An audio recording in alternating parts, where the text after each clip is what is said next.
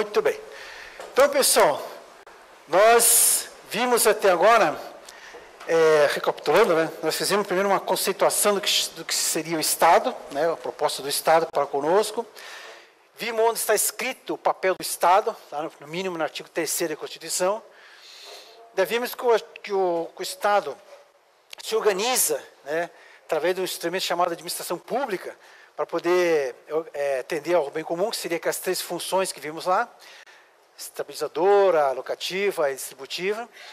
E aí ela se organiza ainda para atender o bem comum em 2 atividades bem pontuais, que daí facilita a nossa vida em termos de orçamento, que é a atividade operacional e a atividade financeira.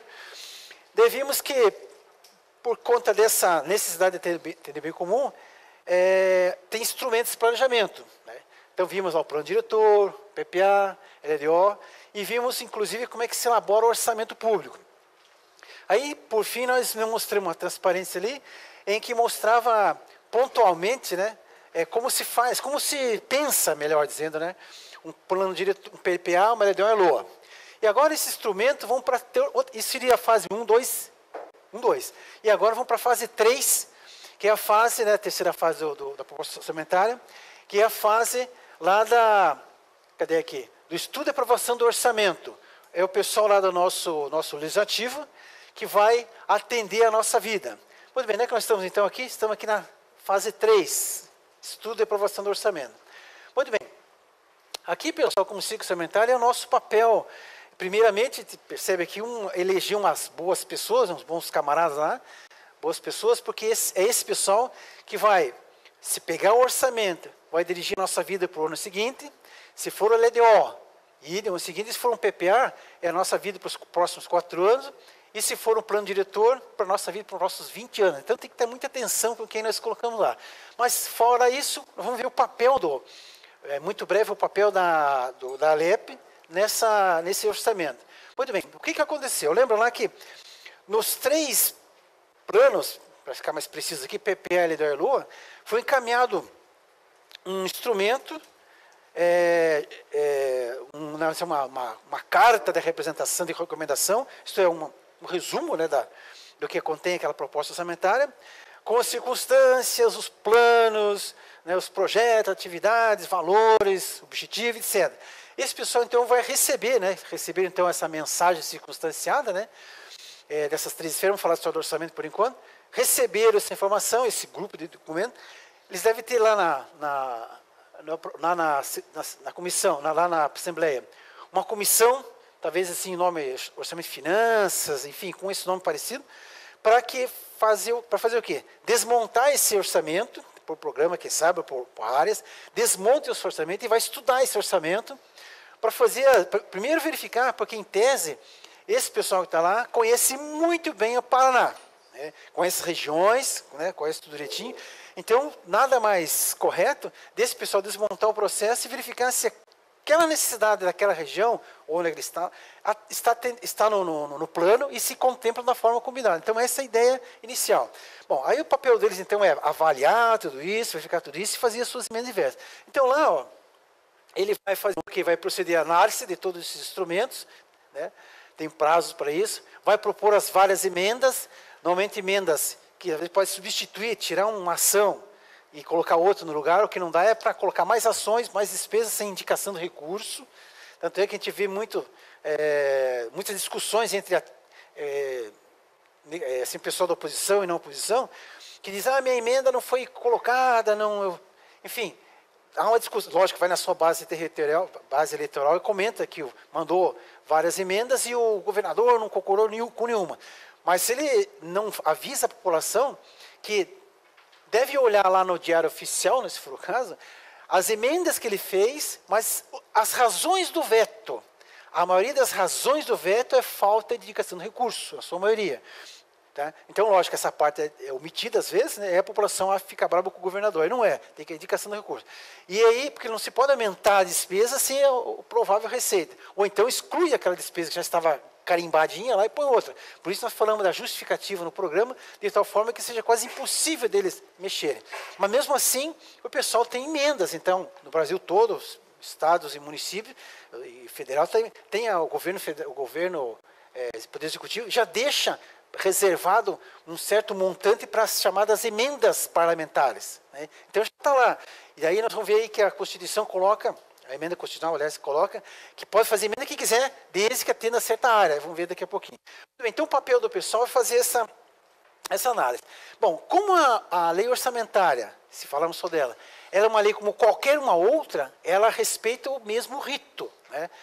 Então, olha só, iniciativa, então, acima do Poder Executivo, nos países democráticos como o nosso, quem toma a iniciativa de elaborar a proposta orçamentária, a proposta da lei orçamentária é o Poder Executivo, e aí sim, lá no Poder se discute. Vai fazer as emendas, tem o voto do relator, a redação final, e vota em plenário.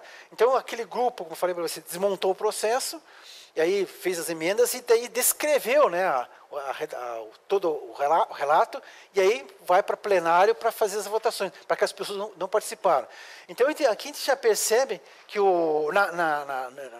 esses representantes, além de ter o pessoal puxador de voto, tem um pessoal que entenda do orçamento, entenda o assunto para poder descrever isso. Então, tem que ter, avisem lá, tem que ter um contador com eles lá, né, tem que ter um administrador, um economista, não só o puxador de voto, brincando, né? Mas não só esse pessoal. Esse pessoal então vai ajudar o pessoal a desmontar. Então, agora, quando tem alguns que não sabem nem ler o menu do restaurante, fica complicado, né? Mas, enfim, feito isso, então tem a decretação do Poder Legislativo, depois da discussão tem prazo até final do ano para fazê-lo, né? Aí vai e volta então para o governador. O governador vai fazer essa análise também com o seu grupo de trabalho, talvez vocês pertencem a algum grupo desse, né? E vai fazer essa análise. Então, nesse caso, ele pode vetar total ou parcial aquela proposta, aquela emenda lá, né? Ambas ele vai justificar. O governador vai justificar. Não foi aprovado por isso, não foi aprovado no total por isso. Então, tem sempre essa informação lá. Feito isso, depois das discussões vai e vem, então ele concorda com aquela situação, promulga, ok, tudo belezinha, e publica. Então, tem que publicar até 31 de dezembro do exercício para poder executar no dia seguinte. Se porventura acontecer, às vezes acontece com o Brasil, né, com a esfera federal, de o pessoal discutir, não der tempo, então o ano começa a ser executado, começa a acontecer, e não tem orçamento ainda aprovado. O que a lei coloca lá? Coloca que ele pode, o orçamento seguinte, começar a executar 1/12 do orçamento que passou, não o orçamento que vai acontecer, que passou, para não parar o país, né? Então tem essas situações, mas é muito raro isso. Tá? Então, publicou, tem que publicar até 31 de dezembro de cada ano, para poder valer, como a lei, o princípio da anterioridade, valer a lei para a partir do ano seguinte. Então, seria esse o papel, normalmente, do nosso Poder Executivo, do Poder Legislativo. Daí também tem um espaço, a própria legislação coloca, que eles também têm que fazer uma audiência pública, de alguma forma, né, porque o governante fez as audiências, propôs a proposta. Aí voltou na audiência e disse, daquilo tudo que vocês solicitaram, pediram, né, reivindicaram, é possível fazer tais coisas. A Assembleia também tem que fazer isso, né, uma vez aprovada, demonstrar. Isso está na legislação, se é respeitada, daí é uma outra história, né? Muito bem, então, feito isso, né, olha só o que acontece. O orçamento, então, com base nessa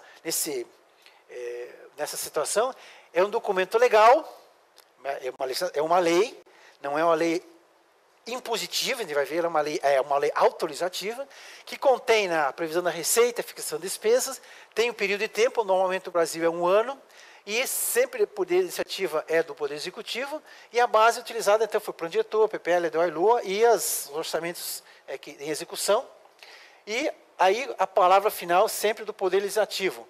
Ok, pessoal? Usado aí o plano de governo e as audiências públicas. Ok? Então, pessoal, aqui é bem mais tranquilo, na terceira fase, né? Muito bem, feito isso, pessoal, vamos lá então agora para a parte mais tranquila, né? Que é a parte onde entra aí a execução mesmo. Então, aqui começa a aparecer o papel da contabilidade. Não só da contabilidade, mas essencialmente a contabilidade aqui, porque vai colocar em prática aí a que foi previsto, que para ver a questão da realização. Então, aqui tem um desenho informando. Então, nós vimos lá, então, planejamento era o campo das promessas, ali o legislativo é o campo da autorização dessas promessas, e agora vamos ficar no campo da concretização dessas promessas, né? Vamos colocar assim.